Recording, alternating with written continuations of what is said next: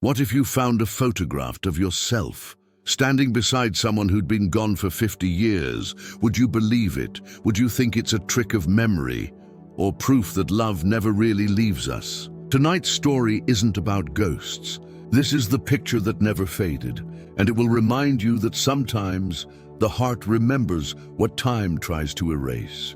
The photograph had been there for as long as anyone could remember. A small, faded picture sitting on the mantelpiece of a quiet house at the edge of Rosewood Lane. It showed a young couple standing beneath a willow tree, sunlight dancing through its branches. She wore a white dress that fluttered in the breeze. He wore a soldier's uniform, his cap tilted slightly and his arm around her shoulder. Both were smiling, as if the camera had caught a secret between them. Every visitor asked the same question: who are they? And every time, Margaret would smile, brush the dust off the frame, and answer softly, "That's a long story." But what she never told anyone was that the photograph wasn't supposed to exist. It wasn't just old. It was impossible, because the man beside her in that picture had been gone before the camera ever clicked. It was 1944, and war had swallowed everything beautiful. Rosewood was a small English town wrapped in fog and ration lines, where music came only from the static of old radios. Margaret, then 21, worked as a nurse in the local infirmary. Her days were filled with bandaged soldiers and telegrams that ended lives in 7 words. And yet that summer night at the dance hall for a few hours, the world felt almost human again. She met Edward Carter under the dim glow of a single lamp. He had mud still on his boots and laughter in his eyes, the kind that made people forget there was a war outside. They danced to a crackling Glenn Miller record, the floor creaking beneath their feet. He told her, "If the world doesn't fall apart, I'll come back for you." She smiled, half shy, half daring. "You'd better, soldier." When he kissed her cheek, the air smelled like lilacs and rain. The next morning, he was gone, back to France. She watched his train fade into the fog, clutching the handkerchief he'd given her, the initials EC stitched in one corner. Weeks later, the telegram arrived. It was small, official, and merciless. Private Edward Carter, missing in action, presumed dead. Her knees gave way, the kettle boiled over, and for the first time in her life, the world went silent. For months, she refused to believe it. Every day she wrote a letter, always beginning with, "Dear Edward, I hope you're warm tonight." She never mailed them. They sat in a drawer, tied with a ribbon, growing heavier by the week. Then one morning, a stranger came to the infirmary, a war photographer collecting mementos for families of the fallen.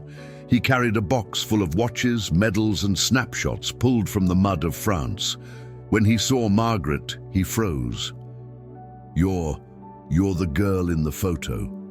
She frowned. "What photo?" He opened his case and pulled out a small, weathered picture. It was her, standing under a willow tree, Edward's arm around her, smiling. She'd never taken that photo. The photographer explained. "They found it in his uniform pocket." Her voice broke. "But that can't be. That day never happened." He hesitated. "Maybe he carried your picture, and the damage made it look like you were with him." But Margaret knew better. She could feel it, the air, the light, the warmth of that moment. She remembered none of it, and yet every part of her soul whispered, "It happened." That night, she dreamt of Edward. He stood beneath the willow, the same sunlight, the same smile. He said, "I told you I'd come back." When she woke, the scent of wildflowers lingered in the room. From that day on, she lit a candle beside the photograph every evening. Neighbors thought it was superstition, but to Margaret, it was a conversation, one that hadn't ended. Years turned to decades. The war became a paragraph in history books, but she never forgot. She tended her garden, taught children how to read, and laughed with the neighbors' grandkids. But at night, her eyes always drifted to that photograph, the one that time couldn't explain. She never married, not because she was waiting, but because she never felt alone. "I have everything I need," she once told a friend. "She?" the friend teased. "You mean he?" Margaret smiled. Sometimes love doesn't need to knock twice. When her granddaughter Lily was born, the photograph became part of the house, like a window into something sacred. Lily grew up seeing it every day. She'd ask, "Who is he, Grandma?" Margaret would smile softly. "Someone who kept his promise." On her 80th birthday, Lily noticed her grandmother staring at the picture again. "Do you ever wonder where he is now?" she asked. Margaret's voice was steady, calm, almost certain. "He's where he always said he'd be, just behind me, making sure I don't forget to smile." When Margaret passed away, the town came to her funeral. Everyone spoke about her kindness, her peace, her unshakable calm. But Lily knew the truth. Her grandmother had never been lonely. While cleaning the attic, she found a small box wrapped in linen. Inside were dozens of letters, still tied with that same ribbon. The first one read, "Dear Edward, I saw us today, under the willow, just like you promised. Maybe it was just a dream, but it felt real. I think that's how love works. It stays, even when you can't see it." Lily placed the box on her grandmother's old desk, next to the photograph. That is when she noticed something she'd never seen before. A faint carving on the wooden frame, nearly invisible under the varnish. 2 words, "Still waiting." She traced them gently, and a tear rolled down her cheek. At that moment, the wind picked up outside. The curtains fluttered, and the faint scent of wildflowers filled the room. Years later, Lily's son, Oliver, found the photograph. He was only 6, too young to understand history, but old enough to feel wonder. He came to her room one night, holding it carefully. "Mom," he whispered, "the man in the picture talked to me." Lily froze. "What did he say?" Oliver smiled, innocent and sleepy. He said, "Tell her she doesn't have to wait anymore." Lily didn't sleep that night. She sat by the window as the rain fell softly, watching the willow trees sway in the distance. And for the first time, she understood what her grandmother had always meant. Some love stories don't fade.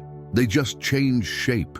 From hands to memory, from memory to air, from air to something that lingers just long enough to remind us. Love doesn't end, it transforms. Decades later, when Lily was old and grey, she donated the photograph to the Rosewood Museum. They placed it in a glass case under warm light. The plaque beneath read, "For the love that survived time and the promises that even death couldn't keep." Visitors would stop and stare, drawn by something they couldn't explain. Some swore they could feel warmth near the glass, or smell faint wildflowers in the air. And late at night, when the museum was empty, the guard often said he would hear a soft hum, like the distant melody of an old Glenn Miller tune drifting through the halls.